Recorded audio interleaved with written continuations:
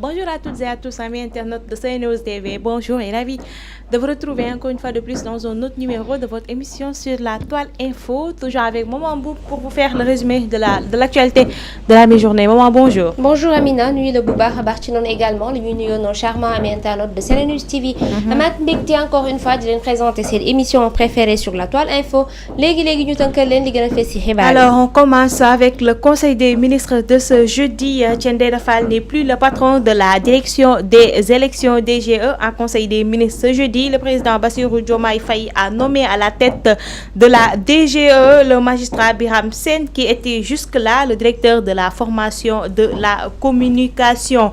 Monsieur Birame Sène, magistrat précédemment directeur de la formation et de la communication à la direction générale des élections, est nommé directeur général des élections DGE en remplacement de monsieur Thiendella Fall, lit-on dans le communiqué.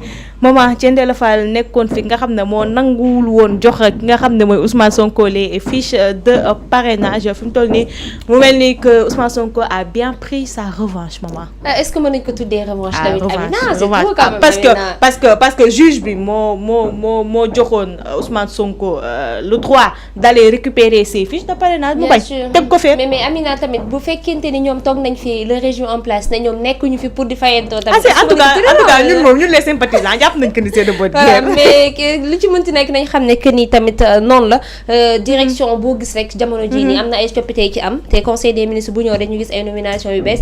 donc nekkul loo xamante ni bett na kenn nag comme ni ñu ko waxee nag bu ñu teg kenn rek ñu ne par vengeance la Amina wala par fayantoo la moom moo tax peut-être mën na koy nduru mais mën na bañ a nekk loolu aussi nañ waxante nag ñoo xamante ne tey jii àndoon nañ ci combat bi àndoon nañ ci xeex bi ne woon nañu dinañ def appel à la candidature ne woon nañu aussi l'homme qu'il faut à la place qu'il faut képp koo xamante ni soxla nañu liggéey ak yow rek dinañ la woo après ñu liggéey ak yow Thiendella Fall nag marqué na bu baax a baax les élections présidentielles précédentes parce que nag am na rôle bu mag a mag boo xamante ni joué na ko ci li tax Ousmane Sonko mujjeewul jot li nga xam ne moom mooy ses fiches de parrainage tegoon ko justement que ni gisul woon turam ci fichier électoral bi. Et c'était injuste encore une fois de plus. Moi j'ai toujours dénoncé, c'était injuste. tegul li mu doon def teg ko woon fenn te yaa ma neex donc la ko tegoon nañ ko wax télé. Voilà. alors On continue toujours en conseil des ministres cette fois-ci pour toujours parler des nominations. Bassirou Diomaye Faye place un ami de Madiambal Diagne dans le gouvernement en conseil des ministres ce jeudi. Mbaye Sylla Khouma, ingénieur en agronomie tropicale, a été nommé président du conseil d'administration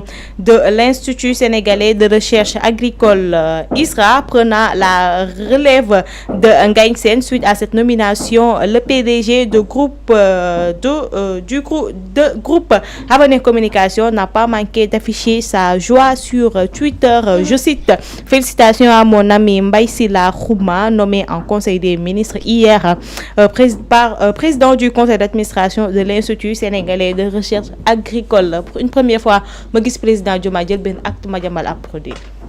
mais nag du Madiambal la jël la Madiambal applaudir. non je veux dire que ni. parce que xaritam la ñu nommé moom xaritam la félicité. voilà lay félicité mais nañu xam ne que ni tamit xaritu Madiambal moom la ñu nommé mais nommé wuñu Madiambal voilà donc moom tamit bu bëggee tamit peut-être c'est très normal parce que sa xarit yéene nga ko lu baax. yéene nga ko également mu liggéeyal Sénégal. donc gis nañu ko de très bonne heure mu daal di xëy posté ko.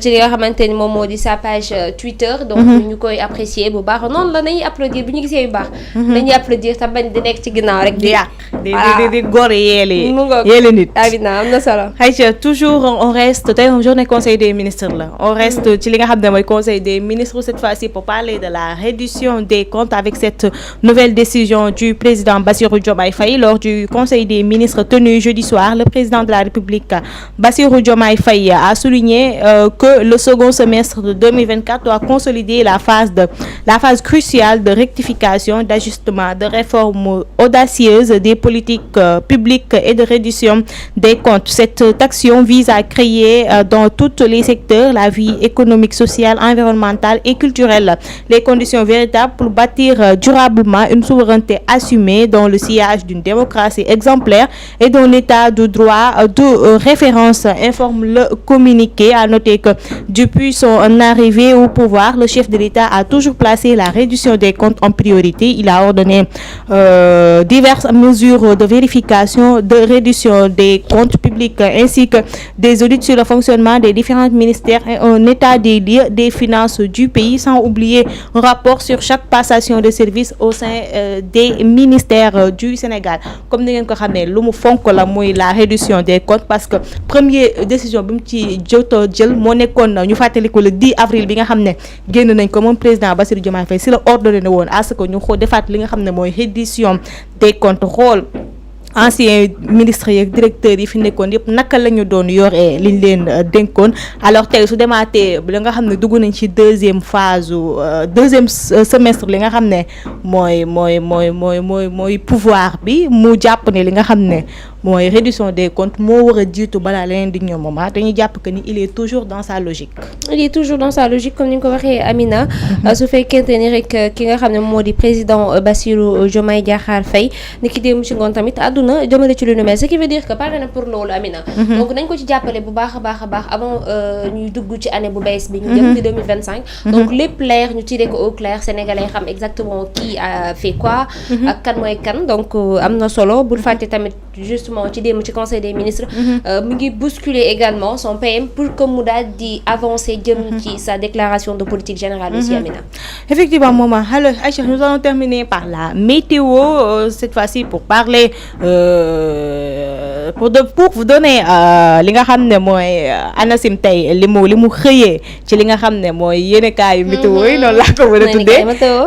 Voilà, la pluie risque de revenir ce vendredi dans plusieurs régions, a annoncé l'ANACIM dans son bulletin de ce jour.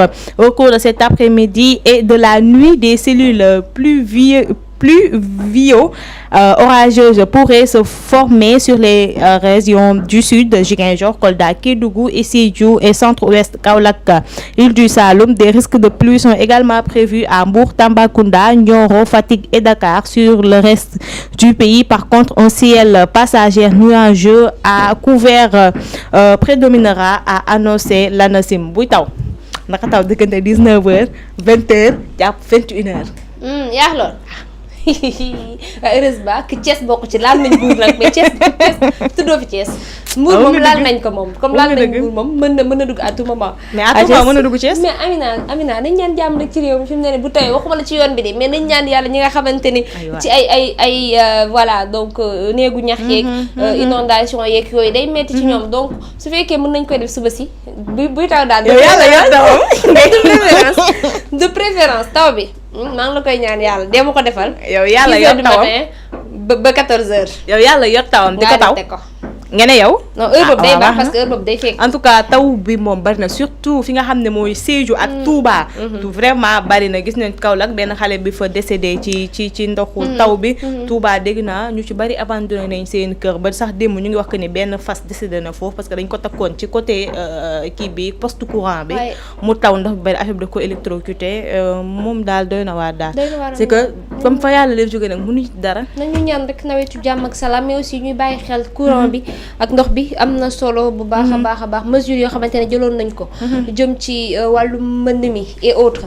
donc ñu ngi ciy xaar suñu ministre yi à ce que ñu daal di ciy gaaw lu mu le plus rapidement possible parce que lancé woon nañ ay audit tamit jëm ci lu ni mel fan la koppar gi dugg ndax def nañ ko ci mbir mi am déet. Amina am na solo. acca maman ñu xool actualité people bi lu mu yeewoo tey. Amina ñu jaajëfal la bu baax a baax ci l'ensemble des informations yi nga xamante ne tey indil nga ñu ko ci suba si. wante li gën a doy wax tey ñu war ko waxtaanee tey mooy takkum ñaareel gi xew ci réew mi wala sax ñetteel ay révélation daal dinay génn disant que l'ancien président Macky Sall daal dinay takk ñaareel waaye takk suuf la ko daal di takk waaw la wala déet nag. Omar Sow, ancien ministre conseiller sous le régime sortant, a récemment fait une révélation surprenante lors de sa participation à une émission au Sénégal 7. Il a affirmé que l'ancien président Macky Sall aurait pris une seconde épouse. Selon Oumar Sow, ce mariage aurait eu lieu avant la fin de son mandat, bien la fin de son mandat takk suuf la bu ñu sukkandikoo ci ay kàddoom. Une expression sénégalaise signifiant il s'est marié en secret noonu daal la ko waxee comme ni ko sénégalais di waxee naan takk suuf. nee na moo ko wax. neel moo ko wax ba pare soog ne.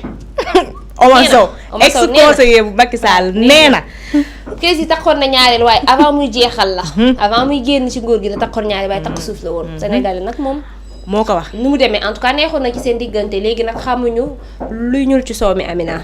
te bon quand il a dit newu ko ne daf ko wax juste pour yoole mais da ko wax ci benn façon boo xam ne lu reetaan lu comique la. mais bon bu fekkee daf takk ñaareel tamit musulman la polygame la am na droit ba takk ba.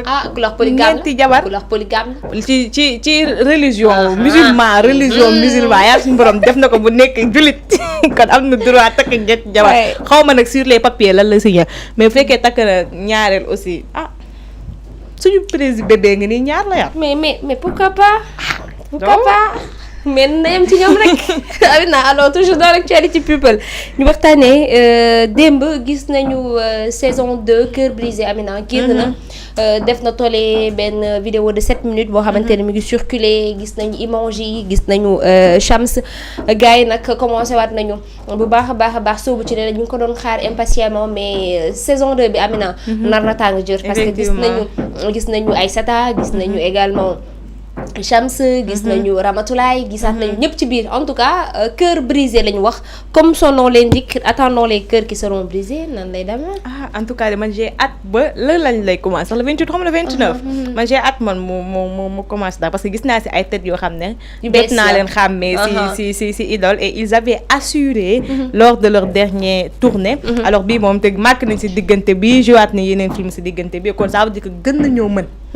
am na solo de toute façon c'est l'émission li ci série Senenews TV da leen koy may tous les jours du lundi au vendredi di leen décortiquer lan moo ci nar a xew ak lan moo xew également dans toutes les séries sénégalaises toujours dans l'actualité people Amina ñu waxtaanee lu doy waar benn anneau maanaam xale bu góor dafa daal di dugg di demander des conseils juste parce que nee na jabaram daf koy woowee Nagasaki te xamul lan moo tax mu koy woowee Nagasaki jàpp ne peut-être xale bi dafa jógee entre autres détails léegi nag nee na lu tax mu koy woowee Nagasaki benn copain moo ko leeral ne ko parce que dafa am ay odeur yoo xamante ni day jóge ci gémminam di dem donc pourquoi pas jabaram waxu ko directement mu ñëw ne ko wala mu jéem ko sax dindi ci jëkkëram bu fekkente ne dafa am ay odeur mauvaise haleine donc mauvaise haleine moo tax mu tuddee ko Nagasaki léegi neen day divorcer nag dafay demander conseil parce que nee na bu fekkente ni dafay takk jabar bëgg na une femme sincère koo xamante ni au moins mu koy tooñ di ko kokkali di ko humilier devant ses amis ba xarit tamit comprendre alors que moom il n'a rien compris donc ça devient autre chose ndax sentir na soxnaam bis bu approché woo soxnaam rek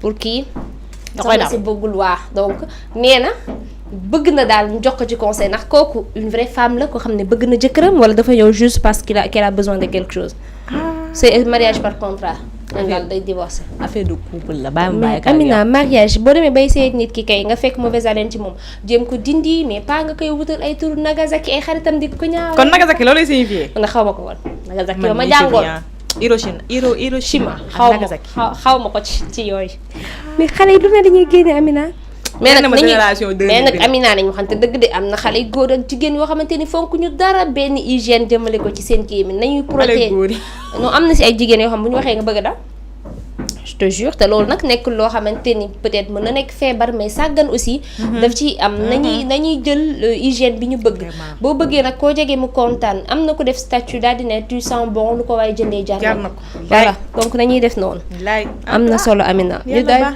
ñu tàggatoo ak internautes yi Nagasaki bi mooy sama problème waaw tegal cas bi après fu mu toll nan la xale jigéen di bañ yëpp yàlla baax na en tout cas ñu ngi leen jaajëfal bu baax yéen ñi nga xam ne yéen doon seetaan sur seen émission sur la toile di leen jaajëfal bu baax di leen jox dig daje inch'Allah demain ci beneen numéro d'ici là portez-vous bien et gardez le sourire. J'ai rien à dire parce que demain inch'Allah bye bye et à la prochaine.